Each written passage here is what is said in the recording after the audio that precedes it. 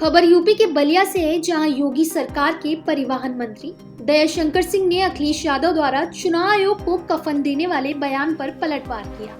उन्होंने कहा कि अखिलेश यादव ने हार स्वीकार कर ली। मतगणना से पहले ही उनको लग गया है कि वह भारी अंतर से हारने वाले, इसलिए वे ऐसे बयान दे रहे हैं। आप देखिएगा, मतगणना जब शुरू होगी तो सिर्फ जीत ही नहीं, ऐतिहासिक जीत होगी। वीडियो में जकड़कर अमेरिका से भारत भेजे गए नागरिकों के सवाल पर मंत्री दयाशंकर सिंह ने अमेरिका को नसीहत दी।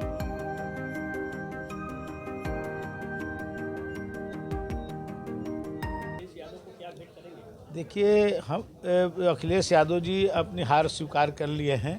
अभी मतगणना से पहले ही उनको ये लग गया है कि भारी अंतर से हारने वाले हैं, तो उसके लिए इस तरह के वो बयानबाजी कर रहे हैं। कल आप देखिएगा, जब मतगणना शुरू होगी तो जीत ही नहीं होगी, ऐतिहासिक जीत होगी मिल्कीपुर में भारतीय जनता पार्टी के माननीय नरेंद्र मोदी जी और माननीय योगी जी के नेतृत्व में। संवैधानिक पद पे है सर, इनको ऐसे कफन भेंट करना। अब देखिए, ये लगातार चुनाव हार रहे हैं और 2014 से माननीय मुख्यमंत्री के रूप में जब ये बने, माननीय नेताजी मुलायम सिंह जी ने इनको जो है मुख्यमंत्री पद पर आसीन किया, उसके बाद से समाजवादी पार्टी लगातार चुनाव हारती जा रही है।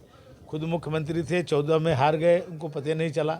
17 में इनके पैरों तले ज़मीन खिसक गई, इनको पता नहीं चला। 19 में अपने घोर विरोधी बहुजन समाज पार्टी को अपने साथ लाए, दोनों मिल के लड़े, फिर भी मोदी जी और योगी जी की लहर को नहीं रोक पाए। और 22 में ये कहते थे 400 सीट हम पाएंगे, और जनता ने प्रचंड बहुमत से भाजपा को जिताया। ये केवल 24 में झूठ बोल करके कि मोदी जी 400 सीट पाएंगे तो आरक्षण ख़त्म कर देंगे, संविधान बदल देंगे, कुछ सफलता इनको मिल गई थी।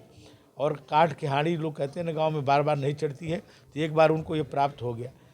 जब भी उपचुनाव हुआ पिछले अभी 6 महीना पहले, तो ये कहते थे कि ये 2027 का सेमीफाइनल है, और 9 में से 7 सीटें भाजपा जीती माननीय योगी जी के नेतृत्व में, और 2 सीटों पर उनकी जो है जीत का अंतर को कम कर दिया। 67,000 से खुद जीते थे माननीय अखिलेश जी, और 13,000 पर उनकी पार्टी वहाँ आ गई।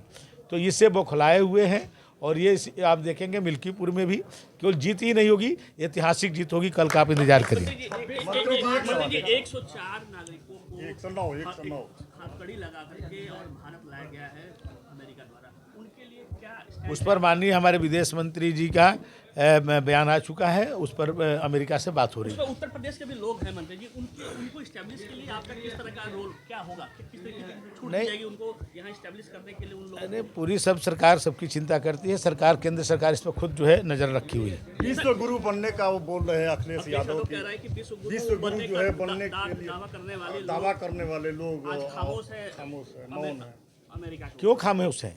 अभी कोरोना आया था, कोरोना में आप देखें कि अमेरिका के व्हाइट हाउस में भारत के पंडितों को बुला करके वहाँ शांति पाठ हो रहा था। तो उस दिन अखिलेश जी कहाँ थे?